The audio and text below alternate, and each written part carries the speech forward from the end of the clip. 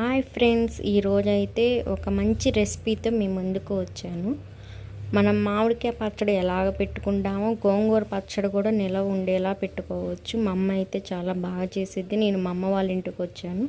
గోంగూర చట్నీ చేయమంటే చేస్తాను. దాని ప్రాసెస్ అనేది ఎలా అనేది ఇప్పుడు చూపిస్తాను. కావాల్సిన పదార్థాలు చూసేయండి. ఎండుమిరపకాయలండి, వేయించి పెట్టుకున్న ఎండుమిరపకాయలు ఆయిల్లో వేయించి పెట్టుకోవాలి. చింతపండు అండి, నీళ్ళల్లో ఉడికించుకోవాలి. మనం పులిహోరకి ఎలా అయితే ఉడికించుకుంటామో అలా ఉడికించుకోవాలి. కాకపోతే ఏంటంటే కొంచెం వాటర్ ఎక్కువ పోసుకొని ఉడికించుకోవాలి. ప్లస్ తగినంత ఉప్పు, మెంతి పసుపు అంటారు, మెంతి పౌడరు, పసుపు, ఎల్లిపాయలు, గోంగూర అండి. కాకపోతే నేను బయటికి వెళ్ళి వచ్చేసరికి మా అమ్మ అంతా వేపేసేసింది, అన్నీ రెడీ చేసింది. వీటన్నిటిని బాగా చల్లార్చుకొని గ్రైండర్లో వేసుకోవాలండి. ఆ ప్రాసెస్ కూడా చూసేద్దాం ఇప్పుడు. ఫస్ట్ వచ్చేసి గ్రైండర్ ఆన్ చేసుకొని వేయించిన ఎండుమిరపకాయలు ఉన్నాయండి, అవి వేసుకోవాలి. మీకు ఒక డౌట్ రావచ్చు, ఎండుమిరపకాయలు గ్రైండర్లో మెదుగుతాయండి, పౌడర్ లాగా అవుతాయి. ఇంతకీ కొలతలు చెప్పలేదు కదా, మేము ఎంతెంత తీసుకున్నామనేది. కేజీ గోంగూర తీసుకున్నామండి. కేజీ గోంగూరకి 1/2 కేజీ ఎండుమిరపకాయలు, 1/2 కేజీ చింతపండు, ఒక 100 గ్రాముల ఎల్లిపాయలు, కొంచెం పసుపు, కొంచెం మెంతి పౌడరు, మన టేస్ట్కి తగ్గట్టు తీసుకోవాలండి. ఉప్పు, మిరపకాయలు కూడా మనం కారం ఎక్కువగా తింటే కొంచెం ఎక్కువైనా తీసుకోవచ్చు.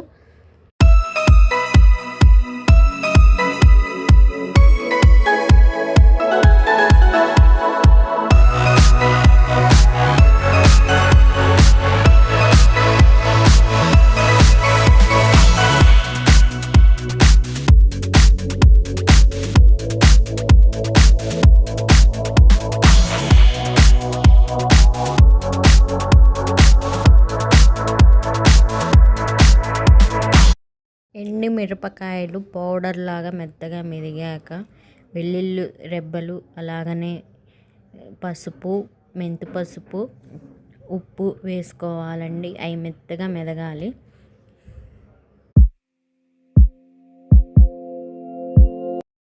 ఎల్లిపాయలు కొంచెం మెత్తగా మెదిగాక గోంగూర వేసుకోవాలండి. గోంగూర వేసుకున్న తర్వాత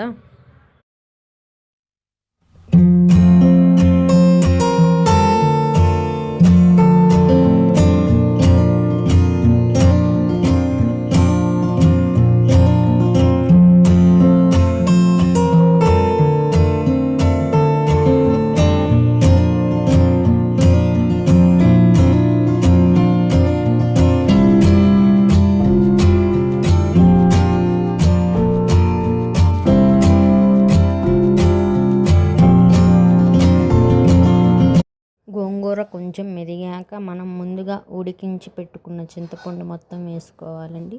చింతపండు వేసుకొని మెత్తగా రుబ్బుకోవాలి.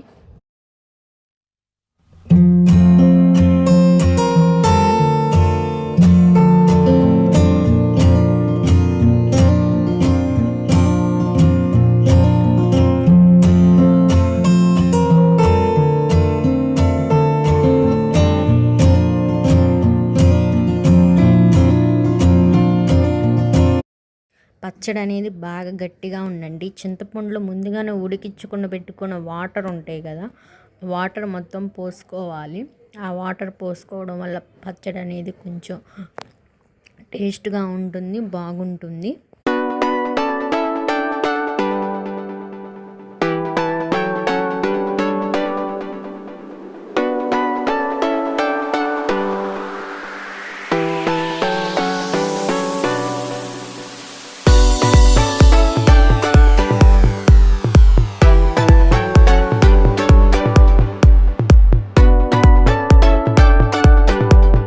పచ్చడి అయితే మెత్తగా మెదిగిందండి. పచ్చడి మెదిగాక ఒక బౌల్లోకి తీసుకోవాలి మొత్తాన్ని.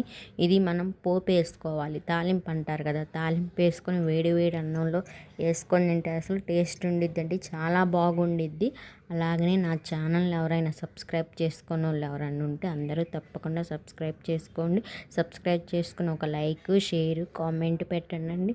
అందరికీ బాయ్ బాయ్, ధన్యవాదాలండి.